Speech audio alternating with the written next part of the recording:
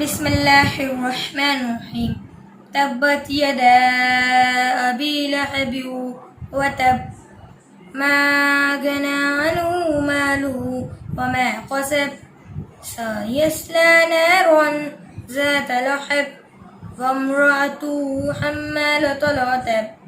في جيدها حبل من مسد اللهم صل على محمد وآل محمد. اعوذ باللہ من الشیطان الرجیم بسم اللہ الرحمن الرحیم وفوض امری الی اللہ ان اللہ بصیر بالعباد الحمد للہ رب العالمین والجنة للمتقين والنار للملحدين والصلاة والسلام على أشرف الأنبياء والمرسلين وخاتم النبيين مولانا ومولى الثقلين جد الحسن والحسین ابی القاسم محمد اللہم صلی علی محمد وعلی محمد وعلی اہل بیتہ الطیبین الطاہرین المعصومین المظلومین واللعنۃ الدائمۃ الباقیۃ علی اعدائہم اجمعین اما بعد فقد قال اللہ تبارک وتعالی فی قرآن المجید وهو اصدق القائلین وقولہ الحق بسم اللہ الرحمن الرحیم وما نرسل المرسلین الا مبشرین ومنذرین فمن آمن وأصلح فلا خوف عليهم ولا هم يحزنون صدق اللہ العلی العظیم. عزیزان گرامی قدر، معزز سامعین و ناظرین کرام، ہمارا عشرہ مجالس اپنے اختتام کی طرف گامزن ہیں، اور الحمدللہ اب تک ہم نے جس ٹاپک پر بحث کی ہے وہ ہے اصلاح، جو ہم نے سورہ انعام کی آیت نمبر 48 کے ذیل میں کی ہے، اور اس آیت کے تحت ہم نے کافی گفتگو کی ہے، خود کلمہ اصلاح کی وضاحت کی ہے. اللہ اس آیت میں ارشاد فرماتا ہے، عزیزان قرآن آپ واقعاً دیکھیں، قرآن اللہ کی سب سے بڑی نعمت ہے اپنے بندوں کے درمیان. قرآن کی عظمت کو سمجھنا ہو، قرآن کی فضیلت کو سمجھنا ہو، قرآن کی اہمیت و افادیت کو سمجھنا ہو، تو صرف اتنا ہی کہنا کافی ہے کہ یہ قرآن اس کا کلام ہے کہ جس نے ساری کائنات کو خلق کیا ہے. یہ قرآن اس کے الفاظ ہیں کہ جس نے ہم سب کو وجود کی نعمت سے بخشا ہے، اور یہ قرآن اس کا کلام ہے کہ جو ہم کو اپنی ماؤں سے کہیں زیادہ بڑھ کر محبت کرنے والا ہے. عزیزان، اگر ہم واقعاً مسلمان ہیں، واقعاً اللہ پر ایمان رکھتے ہیں، اللہ سے محبت کرتے ہیں، تو جس طریقے سے ایک عاشق اپنے محبوب کی بات کو سننے کے لیے ہمیشہ آمادہ رہتا ہے، اپنے محبوب کی بات کو بہت اہمیت سے سمجھتا ہے، جب ہم اللہ کے عاشق ہیں، جب ہم اللہ سے محبت کرتے ہیں، تو اللہ کی بات کو سننے کے لیے ہمارے اندر کتنی آمادگی پائی جاتی ہے. وہ اللہ کہ جو ہم سے بے حد محبت کرتا ہے، اس کا کلام ہمارے درمیان ہمارے گھروں میں موجود ہے، اس کی بات ہمارے گھر میں موجود ہے، لیکن ہم نے اس کو کب گوارا کیا اور ہم نے کب اسے سمجھنے کی کوشش کی.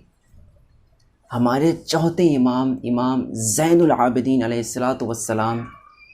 ارشاد فرماتے ہیں کہ اگر اس دنیا سے تمام چیزوں کو ختم کر دیا جائے، یہ دنیا اندھیری ہو جائے، وحشت ناک ہو جائے، ڈراؤنی ہو جائے، لیکن اگر میرے پاس صرف اور صرف قرآن موجود ہو تو میرے لیے کافی ہے۔ قرآن موجود ہو تو میرے لیے کافی ہے۔ اگر اللہ سے بات کرنی ہے تو دعائیں کریں، اور اگر اللہ کی باتوں کو سننا ہے تو قرآن مجید کی تلاوت کریں۔ اور قرآن مجید کے روحانی، جسمانی، ہر اعتبار سے فائدے موجود ہیں۔ جو ہمارا اصلاح موضوع ہے نا، اگر ہم کو اس اصلاح کے ٹاپک پر عمل کرنا ہے اور جاننا ہے کہ اصلاح کیا ہے، تو ہم کو قرآن مجید کی دہلیز پر آنا ہوگا، قرآن مجید کے پیغام کو سمجھنا ہوگا۔ علماء کرام یہاں تک ارشاد فرماتے ہیں کہ اگر انسان اپنی ساری زندگی، اپنی پوری حیات، اپنی ساری جان، اپنی ساری طاقت صرف اور صرف ایک سجدہ شکر میں گزار دے، اور وہ سجدہ شکر قرآن مجید کو لے کر ہو، تب بھی اللہ کی اس نعمت کا شکر ادا نہیں کیا جا سکتا۔ اللہ کی اس نعمت کا ہم شکر ادا نہیں کر سکتے۔ قرآن کریم کتنی عظیم نعمت ہے، اتنی عظیم نعمت ہے کہ ہر ایک آیت کے بدلے میں اللہ کتنا ثواب دے دیتا ہے۔ میں آپ کے سامنے بیان کروں، قرآن رسول اکرم کا معجزہ ہے، تو قرآن کی ہر آیت میں کوئی نہ کوئی معجزہ، کوئی نہ کوئی حیرت انگیز چیز پوشیدہ ہے۔ بس معرفت کی نگاہ چاہیے، معرفت چاہیے۔ میں آپ کے سامنے معرفت، جب یہ بات آ گئی تو عرض کرتا چلوں کہ ایک جنگ میں مولائے کائنات کے ایک صحابی کے ہاتھ کٹ گئے، ہاتھ جدا ہو گئے۔ جنگ کے بعد جب وہ مولائے کائنات کے پاس آیا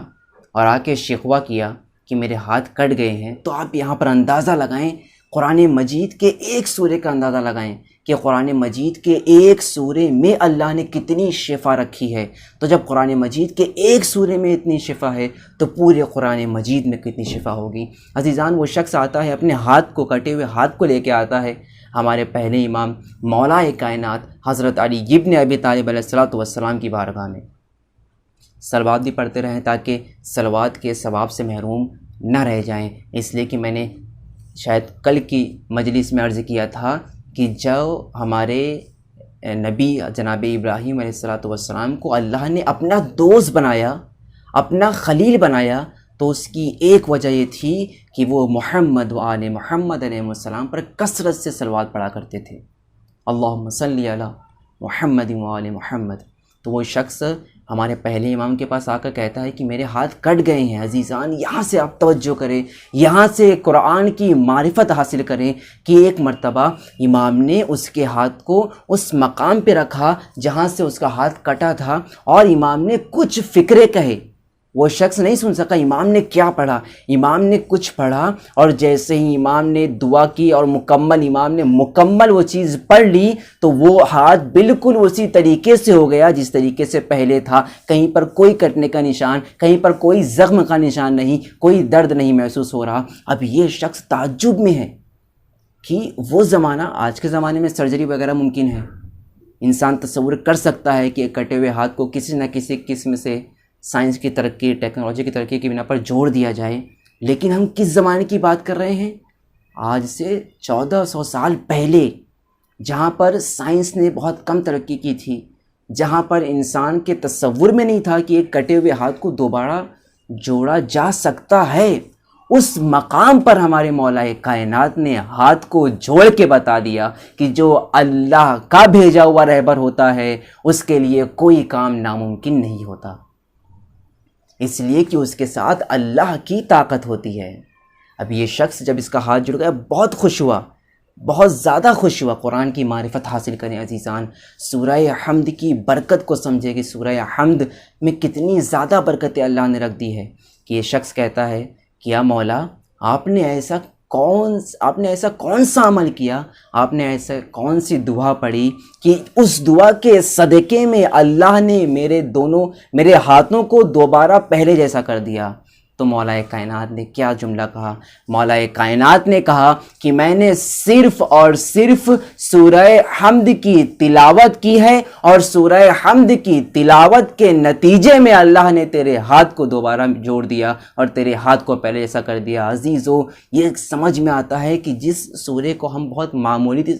معمولی سمجھتے ہیں، سورہ حمد کے علاوہ آپ کو اختیار ہے، آپ چاہے کوئی سورہ پڑھ لیں، لیکن سورہ حمد کو اگر نہ پڑھا تو آپ کی نماز مکمل نہیں ہے۔ لا صلاۃ الا بفاتحۃ الکتاب، خود حدیث میں ہے کہ نماز ہے ہی نہیں مگر یہ کہ اس نماز میں سورہ حمد کو پڑھا جائے۔ اگر پوری نماز پڑھ لی جائے خلوص کے ساتھ، خلوص نیت کے ساتھ، اخلاص کے ساتھ، اللہ کی بارگاہ میں صدق نیت کے ساتھ، لیکن اگر اس نماز میں سورہ حمد کی تلاوت نہ کی جائے تو اللہ اس نماز کو قبول نہیں کرتا۔ سورہ حمد کی فضیلت کو سمجھیں۔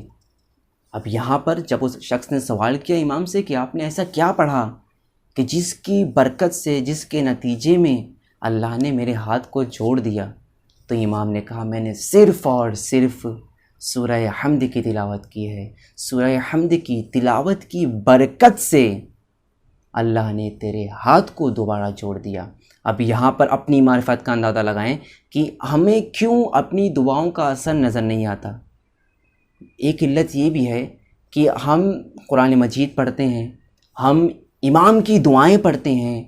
ہم امام کے کہے ہوئے تمام طریقوں پہ عمل کرتے ہیں۔ دعا کرنے سے پہلے صلوات پڑھنا، باوضو ہو کر دعا کرنا، اپنی زبان کے لیے جو گناہ ہم نے زبان سے کیے ہیں اس کے لیے استغفار کرنا، اور اپنی نماز کے بعد دعا کرنا، دعا کے آخر میں صلوات پڑھنا، یہ وہ تمام چیزیں ہیں کہ جس سے اللہ نے دعا کو قبول کرنا واجب قرار دیا ہے۔ ادعونی استجب لکم، میرے بندے مجھ سے سوال کرو، مجھ سے طلب کرو، میں تمہاری دعاؤں کو قبول کروں گا۔ لیکن اس کے باوجود جب ہم ان تمام چیزوں پر عمل کرتے ہیں ہماری دعا بعض اوقات قبول نہیں ہوتی۔ اس کی علت یہ ہے کہ ہم پڑھتے تو ہیں لیکن ہم سمجھتے نہیں ہیں۔ ہم پڑھتے تو ہیں لیکن ہم جس چیز کو پڑھ رہے ہیں اس کی معرفت اور اس کی اہمیت کو نہیں سمجھتے، ہم اس کو ہلکا سمجھتے ہیں، ہم اس کو حقیر سمجھتے ہیں۔ معاذ اللہ، جب ہم حقیر سمجھیں گے تو جو فائدہ حاصل ہونے والا ہوگا وہ فائدہ کبھی حاصل نہیں ہوگا، بلکہ ممکن ہے کہ اگر آپ حقیر سمجھ کے سورہ حمد کی تلاوت کریں تو اللہ اس کے بدلے میں آپ سے ناراض ہو جائے۔ یہاں پر اس شخص نے جب سنا کہ سورہ حمد کی تلاوت کی بنا پر اللہ نے اتنا بڑا معجزہ دکھا دیا کہ میرے ہاتھ کو دوبارہ جوڑ دیا، تو اب اس نے اپنے ذہن میں سوچا کہ صرف سورہ حمد، یا مولا سورہ حمد کی بنا پر؟ جیسے ہی اس نے سورہ حمد کو حقیر سمجھا، جیسے ہی اس نے سورہ حمد کو معمولی سمجھا، اب روایت کہتی ہے کہ اس شخص کے ہاتھ دوبارہ کٹ گئے اور اس شخص کے ہاتھ دوبارہ جڑ نہ سکے۔ عزیزوں، اور اتنا ہی نہیں بلکہ روایت یہ بھی کہتی ہے کہ جیسے ہی مولا کائنات نے ان جملوں کو سنا، اب مولا کائنات نے اس شخص کی طرف سے اپنی آنکھوں کو پھیر لیا اور اس شخص کی طرف متوجہ نہیں ہوئے۔ یہاں سے ایک نتیجہ یہ نکلتا ہے عزیزوں، اگر ہم قرآن مجید کو حقیر سمجھیں گے تو جو قرآن مجید کا محافظ ہے، جس نے قرآن مجید کو بچانے کے لیے اپنی جان قربان کر دی، وہ بھی آپ سے اپنے منہ کو پھیر لے گا، اور جب ہمارے امام ہم سے اپنے منہ کو پھیر لیں تو پھر ہمارا کیا حال ہوگا، ہم یہ تصور نہیں کر سکتے۔ تو یہ ہے سورہ حمد، قرآن مجید کی فضیلت، قرآن مجید کی برکت۔ صرف اتنا ہی نہیں ہے بلکہ روایتیں بھری پڑی ہیں۔ ہم کو اگر اپنے نفس کی اصلاح کرنی ہے، اگر ہم کو واقعاً اللہ کے دین پر عمل کرنا ہے، اگر ہم واقعاً مسلمان بننا چاہتے ہیں، مومن کا درجہ عظیم ہے، مومن کا درجہ بہت زیادہ بلند ہے۔ اگر ہم صرف مسلمان ہی بن جائیں، اگر ہم تمام لوگ جو اپنے آپ کو مسلمان کہتے ہیں صرف مسلمان بن جائیں، تو واقعاً یہ بھی معجزے سے کم نہیں ہوگا کہ ہم جس بات کو کہتے ہیں اس بات پر ایمان بھی رکھیں۔ قرآن مجید کی عظمت ہے۔ محافظ قرآن، اگر کوئی شخص قرآن مجید کو پڑھ رہا ہے، تلاوت کر رہا ہے، لیکن قرآن مجید کو حقیر سمجھ رہا ہے، معاذ اللہ، اللہ کا کلام ہے، ہر لفظ میں معجزہ چھپا ہے۔ قرآن مجید معجزہ ہے نبی کریم کا، وہ معجزہ ہے کہ ایسا معجزہ اللہ نے اپنے کسی نبی کو نہیں عطا کیا۔ ہر نبی کا معجزہ ایک محدود اور ایک معین وقت کے لیے تھا، جو بھی معجزہ ہو معین وقت تھا، لیکن اللہ نے اپنے آخری نبی، اپنے محبوب نبی کو ایسا معجزہ دیا کہ جو قیامت تک کے لیے آنے والے انسان کے لیے معجزہ ہے، کہ اگر کوئی شخص ہدایت حاصل کرنا چاہتا ہو تو وہ قرآن کریم کی دہلیز پر آئے۔ اور یہی وجہ ہے جناب عیسیٰ علیہ السلام کا معجزہ یہ ہے کہ وہ مردے کو زندہ کیا کرتے تھے۔ یہ جناب عیسیٰ علیہ السلام کا معجزہ تھا، لیکن ہمارے نبی کریم کا معجزہ ہے قرآن، اور قرآن کی آیتوں کا یہ معجزہ ہے کہ قرآن کی آیتیں اگر کسی مردے پر دم کر دی جائیں تو وہ مردہ زندہ ہو جائے۔ ہمارے چھٹے امام امام جعفر صادق علیہ السلام ارشاد فرماتے ہیں کہ اگر سورہ حمد کی تلاوت کسی مردے پر کی جائے اور اگر وہ مردہ زندہ ہو جائے تو اس میں تعجب کی بات نہیں ہے۔ قرآن مجید کی معرفت کو حاصل کرنا، قرآن مجید کے محافظ کی معرفت کو حاصل کرنا بہت اہم، بہت زیادہ اہم ہے۔ اگر ہم نے قرآن مجید کی معرفت حاصل نہیں کی اور اس دنیا سے چلے گئے تو ہماری یہ زندگی فضول اور رائگاں ہو جائے گی اور بے مطلب ہو جائے گی، ہم نے اس زندگی سے کوئی فائدہ حاصل نہیں کیا۔ عزیزو، ہمارے چھٹے امام امام جعفر صادق علیہ السلام کی ایک حدیث ہے، آپ ارشاد فرماتے ہیں کہ ایک مومن کے لیے ضروری ہے یا تو وہ قرآن کے پڑھنے کو سیکھ چکا ہو، یا جب اس کو موت آئے تو وہ قرآن کریم کو سیکھ رہا ہو۔ اس کے علاوہ کوئی اور دوسرا تیسرا راستہ نہیں ہے۔ یا تو ہم کو قرآن مجید آنا چاہیے، قرآن مجید کی تلاوت ہم کر سکتے ہوں، یا اگر ہم کو قرآن مجید کی تلاوت نہیں آتی ہے تو کم از کم قرآن مجید کو سیکھنے کی کوشش کر رہے ہوں۔ ایک مومن کے اوپر ضروری ہے کہ وہ قرآن مجید کو سمجھے، اور محافظ قرآن جو آج کے زمانے میں ہمارے 12ویں امام زمانہ عجل اللہ تعالی فرجہ الشریف کی ذات ہے، ان کی معرفت کو حاصل کریں، اس لیے کہ رسول اکرم صلی اللہ علیہ وآلہ وسلم کی حدیث ہے، جو اپنے وقت کے امام کی معرفت کو حاصل کیے بغیر مر جائے ماتا میتتن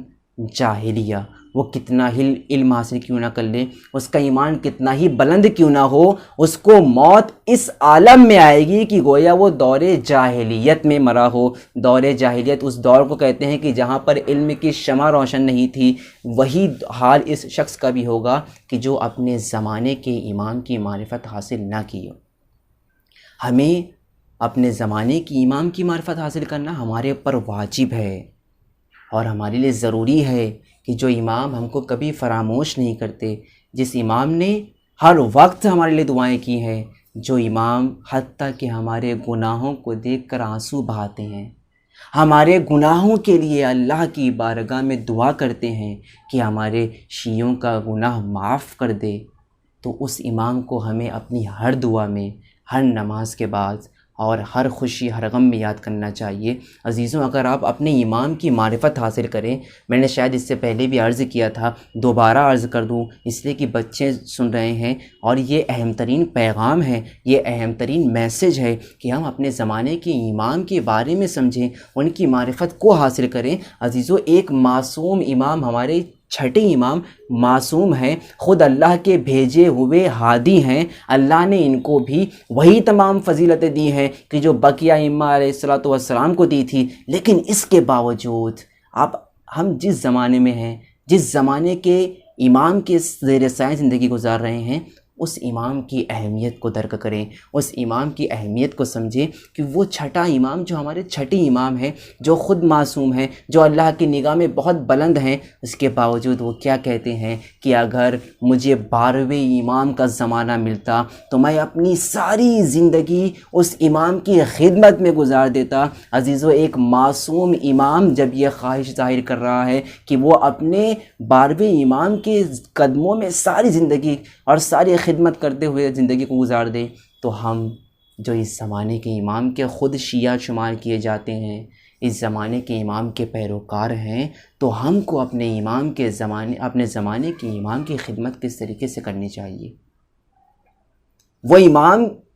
کہ جنہوں نے زمانے کو درک نہیں کیا لیکن اس پر افسوس کر رہے ہیں کہ کاش میں زمانے کو درک کر لیتا۔ ہم کو تو زمانہ مل گیا ہے نا، اللہ کا شکر ہے کہ اللہ نے ہم کو امام زمانہ علیہ الصلوۃ والسلام کے زمانے میں زندگی بخشی ہے، اللہ کا شکر ہے۔ لیکن کہیں ایسا نہ ہو کہ یہ شکر اور یہ نعمت افسوس میں بدل جائے، جب ہماری روح پرواز کر جائے تو ہم افسوس کریں کہ ہم نے اتنے عظیم امام کو پایا لیکن ان سے کوئی فائدہ نہیں اٹھایا، ان کی کوئی خدمت نہیں کی۔ عزیزو، ہم سب کو اپنے امام کی خدمت کرنی چاہیے۔ حد تو یہ ہے کہ جناب عیسیٰ جو اللہ کے نبی ہیں، جو اللہ کے رسول ہیں، 5 بڑے رسولوں میں جن کا ذکر ہوتا ہے، جن کو اللہ نے یہ معجزہ دیا تھا کہ جو جھولے میں رہ کر کلام کر رہے تھے کہ انی عبداللہ آتانی الکتاب وجعلنی نبیہ، کہ میں اللہ کا بندہ ہوں۔ کب کلام کر رہے ہیں؟ اس عالم میں کلام کر رہے ہیں کہ جب ایک عام بچہ گفتگو کرنے کے قابل نہیں ہوتا، گفتگو سمجھنے کے قابل نہیں ہوتا، بات چیت کو سمجھ نہیں سکتا، اس وقت یہ نبی اللہ جو ہے کلام کر رہے ہیں اور اپنی والدہ کی صداقت کی گواہی دے رہے ہیں۔ اور اتنا عظیم یہ نبی اتنے عظیم ہے کہ جن کو اللہ نے آسمان پر بلا لیا، اتنے عظیم نبی ہونے کے باوجود جب یہ ہمارے زمانے کے امام کے دور میں تشریف لائیں گے تو روایت کہتی ہے کہ یہ امام کے پیچھے نماز پڑھیں گے۔ عزیزوں، اندازہ کیجئے، یہ بات تو چاہے اہل سنت ہوں، اہل تشیع ہوں، سب کے علماء کرام اس بات پر متفق ہیں کہ جناب عیسیٰ جو ہیں وہ ہمارے امام کے پیچھے نماز پڑھیں گے۔ اور یہاں پر جب بات آ گئی ہے تو عرض کرتا چلوں، چونکہ اصلاح کے ٹاپک پہ بحث ہو رہی ہے، تو یہ تمام چیزیں اصلاح کی سب سے اہم ترین چیزیں ہیں، ان کے بغیر انسان اپنی اصلاح نہیں کر سکتا۔ بیان کروں آپ کے سامنے کہ ایسا نہیں ہے کہ ہمارے آخری امام جو ہے وہ نماز پڑھ رہے ہوں گے اور جناب عیسیٰ پیچھے آ کے کھڑے ہو جائیں گے، نہیں، بلکہ روایت میں ملتا ہے کہ یہ صبح کی نماز ہوگی، نماز جماعت سج چکی ہوگی، نماز جماعت میں سب انسان جو ہے بیٹھ چکے ہوں گے۔ اب روایت کہتی ہے کہ ابھی 12ویں امام مصلی عبادت پر نہیں جائیں گے۔ آپ یہاں سے ہمارے امام کی معرفت کا اندازہ لگائیں اور ہمارے امام کی اہمیت کا اندازہ لگائیں کہ ایک نبی، ایک اولو العزم نبی، ایک بڑا نبی، صاحب شریعت نبی، وہ نبی کی جو کتاب لے کر آیا تھا، وہ نبی ہمارے امام کے پیچھے نماز پڑھے گا۔ عزیزو، یہ نماز جماعت سج چکی ہے، اب امام جو ہے مصلی پر جانا چاہتے ہیں تو اسی وقت اللہ جناب عیسیٰ کو آسمان سے نازل کرے گا۔ جناب عیسیٰ علیہ السلام آسمان سے آئیں گے۔ اب یہاں پر آپ دیکھیں، یہاں پر آپ اندازہ لگائیں ہمارے امام کی معرفت کا کہ ہمارے امام جناب عیسیٰ سے کہیں گے کہ نبی اللہ آپ نماز جماعت پڑھائیں، آپ خود امامت کریں۔ تو اس وقت معرفت نے بھرا ہوا جملہ، معرفت سے لبریز جملہ نبی اللہ کہیں گے کہ مجھ میں یہ جرأت نہیں ہے کہ میں اہل بیت پر سبقت کر سکوں، مجھ میں یہ جرأت نہیں ہے کہ میں اہل بیت میں سبقت کر سکوں۔ اہل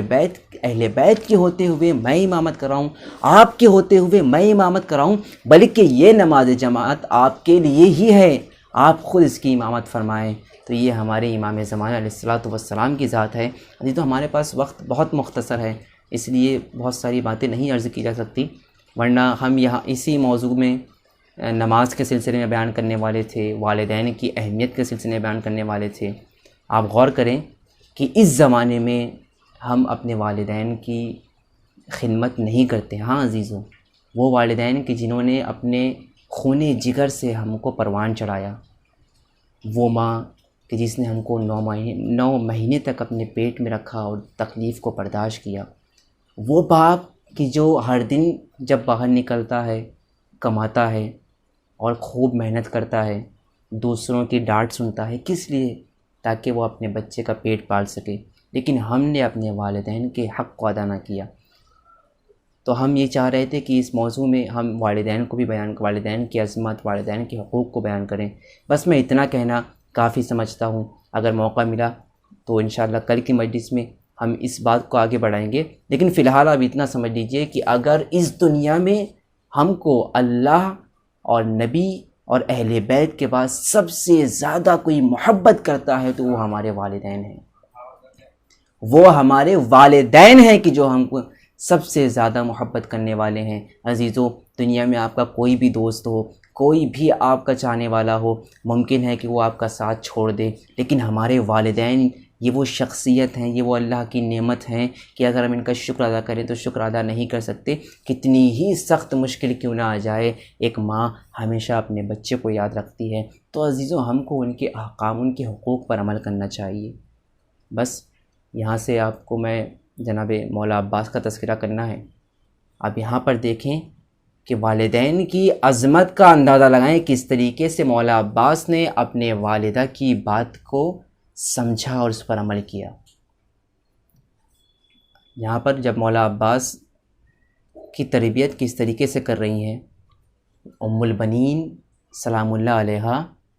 یہ مولا عباس سے کہتی ہیں کہ کبھی اپنے بھائی حسین کو بھائی نہ کہنا، اس لیے کہ یہ فرزند فاطمہ ہیں، یہ نبی کریم کی بیٹی کے بیٹے ہیں، ان کو ہمیشہ اپنا آقا سمجھنا، اور کبھی بھی ان کو بھائی اور جناب زینب کو بہن نہ کہنا۔ عزیزوں، یہ مولا عباس اپنی والدہ کے احکام پر، اپنے والدہ کے حکم پر اس طریقے سے عمل کیا انہوں نے کہ جب مولا عباس اس دنیا سے رخصت ہو رہے تھے نا، تو امام حسین نے خواہش ظاہر کی تھی کہ بھیا، آپ نے مجھے بہت کم مرتبہ بھیا کہہ کے پکارا ہے۔ بعض علماء کہتے ہیں کہ ساری زندگی میں کبھی بھی مولا عباس نے اپنے بھائی امام حسین کو بھائی کہہ کے نہیں پکارا۔ کیا کہا امام حسین نے، بھیا اس دنیا سے جا رہے ہو چلے جاؤ، لیکن ایک مرتبہ مجھے اپنا بھائی تو کہہ دو۔ تو یہ وہ عباس ہیں کہ جنہوں نے اپنی والدہ کے حکم پر اپنی زندگی تا زندگی تک، اس وقت انہوں نے کہا تھا کہ میرے مولا، میرے والدہ نے مجھے حکم دیا ہے کہ میں کبھی آپ کو بھائی نہ کہوں، لیکن چونکہ امام وقت کا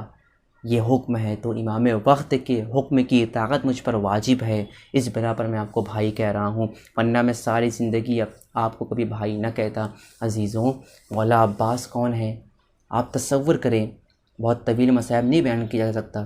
آپ صرف تصور کریں کہ امام کو جب گھر کی طرف لایا گیا ہے، اب تک تمام شیعہ آپ کے ساتھ موجود تھے، اپنے امام وقت کو دیکھ کر گریہ کر رہے تھے، امام مولا کائنات کے سر پہ ضربت لگی تھی، سر شگافتہ ہو گیا تھا۔ یہ چیز دیکھ کر، سر کے گھاؤ کو، سر کے زخم کو دیکھ کر شیعہ برداشت نہ کر سکے، امام کے ساتھ چلے، گھر تک جب پہنچے ہیں تو امام نے امام حسن کو پاس بلایا، کہا بیٹا اب میرے شیعوں سے کہہ دو کہ یہ میرے ساتھ نہ چلے، یہ اپنے اپنے گھروں کو چلے جائیں، اس لیے کہ مجھے معلوم ہے ارے جب زینب و کلثوم مجھے اس عالم میں دیکھیں گی تو وہ اپنے آپ کو روک نہ سکیں گی، ارے وہ گریہ کرنے لگیں گی، اور علی کو یہ پسند نہیں ہے کہ زینب و کلثوم کی آواز نامحرم کے کانوں تک پہنچے۔ عزیزو، تصور کرے جب آواز، صرف آواز کا پہنچنا امام کو گوارا نہیں ہے، چوتھے امام کے دل سے پوچھے کہ چوتھے امام نے خود دیکھا ہے کہ ان کی پھوپھیاں مجمع عام میں ہیں، اور ان کی پھوپھیاں ان حضرات کے سامنے خطبہ دے رہی ہیں کہ جو شرابی ہیں۔ عزیزو، جب ہمارے پہلے امام نے وصیتیں کی ہیں نا، تو امام حسن کو اپنے پاس بلایا ہے، سب کا ہاتھ امام حسن کے ہاتھ میں دیا،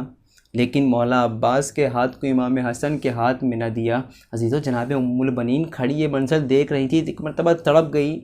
اور عباس کے ہاتھ کو پکڑا اور آئی، کہتی ہے مولا کیا میرے بیٹے سے کوئی خطا ہو گئی ہے، کیا میرے بیٹے سے کوئی غلطی ہو گئی ہے کہ اس کی بنا پر آپ نے سب کا ہاتھ حسن کے ہاتھ میں دیا لیکن میرے بیٹے کے ہاتھ کو حسن کے ہاتھ میں نہ دیا۔ عزیزو، اس وقت مولا علی نے کہا ارے کوئی غلطی نہیں ہوئی ہے، بلکہ میں نے اس عباس کو حسن کے لیے نہیں مانگا ہے، بلکہ میں نے اس عباس کو امام حسین کے لیے مانگا ہے۔ ارے جب یہ حسین کربلا کے میدان میں تنہا ہو، جب یہ حسین کربلا کے میدان میں بے کس ہو، تو اس وقت میرا عباس میرے حسین کی مدد کرے۔ عزیزو، بس چند فکرے اور آپ کی رحمت تمام۔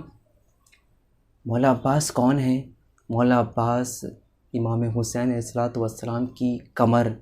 امام حسین کے بازو ہیں۔ مولا عباس کون ہے؟ مولا عباس جناب زینب کی رضا کے محافظ ہیں۔ مولا عباس کون ہیں؟ مولا عباس جناب سکینہ اور بچوں کی آس ہے عزیزو، یہی مولا عباس ہیں۔ مولا عباس ایک مرتبہ جناب زینب کے پاس سر جھکا کے کھڑے تھے۔ جناب زینب سمجھ گئی کہ جس طریقے سے علی اکبر چلے گئے، جس طریقے سے عمر محمد چلے گئے، بالکل اسی طریقے سے یہ عباس آئے ہیں، مرنے کی اجازت مانگ رہے ہیں۔ عزیزو اجازت تو دے دی، لیکن جب مولا نکلے ہیں تو ایک مرتبہ جناب زینب نے تمام بیویوں کو بلایا اور کیا کہتی ہیں، ارے جب ہم مدینے سے نکلے تھے تو میں نے یہ وعدہ کیا تھا کہ سب کی ردائیں سلامت رہیں گی، لیکن اب جس کے بھروسے میں نے یہ وعدہ کیا تھا وہی شخص میدان کربلا میں جا رہا ہے۔ اے بیویوں، میں وہ وعدہ واپس لیتی ہوں۔ ارے جو محافظ تھا رضا کا وہ خود اب میدان جنگ میں جا رہا ہے۔ عزیزوں مولا عباس کو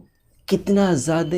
اس کا درد تھا کہ بیویوں کے سر سے ردائیں چلی گئی ہیں۔ آپ اس سے اندازہ لگائیں کہ جب مولا عباس کے کٹے سر کو نیزے پر اٹھایا جاتا تھا تو مولا عباس کا سر اس نیزے پر نہیں رہتا تھا، یہاں تک کہ وہ نیزہ زمین پہ گر جایا کرتا تھا، اور جب اس نیزے کو بلند کیا جاتا تھا تو مولا عباس کی آنکھیں بند ہو جایا کرتی تھیں۔ عزیزوں ایسا کیوں تھا؟ جی ہاں، اس کی ایک وجہ یہ ہے کہ وہ عباس کہ جس کو جناب زینب و ام کلثوم کے پردے کا اتنا خیال تھا، جس نے جناب ام کلثوم کو، جناب زینب کو تا زندگی کبھی بے پردہ نہ دیکھا ہو، ارے کس طریقے سے برداشت کرے کہ وہی جناب زینب و ام کلثوم ہیں، تماشائیوں کا مجمع ہے۔ انا للہ و انا الیہ راجعون، رضا بقضائہ و تسلیما لامرہ۔ یا اللہ ہماری اس مختصر سی مجلس کو قبول فرما۔ یا اللہ ہم سب کو اعمال صالحہ انجام دینے کی توفیق عنایت فرما۔ یا اللہ تمام بیماروں کو شفا عنایت فرما۔ یا اللہ ہمارے آخری امام کے ظہور میں تعجیل فرما اور ہم کو ان کے مخلص غلاموں میں شمار فرما۔ ربنا تقبل منا انک انت السمیع العلیم۔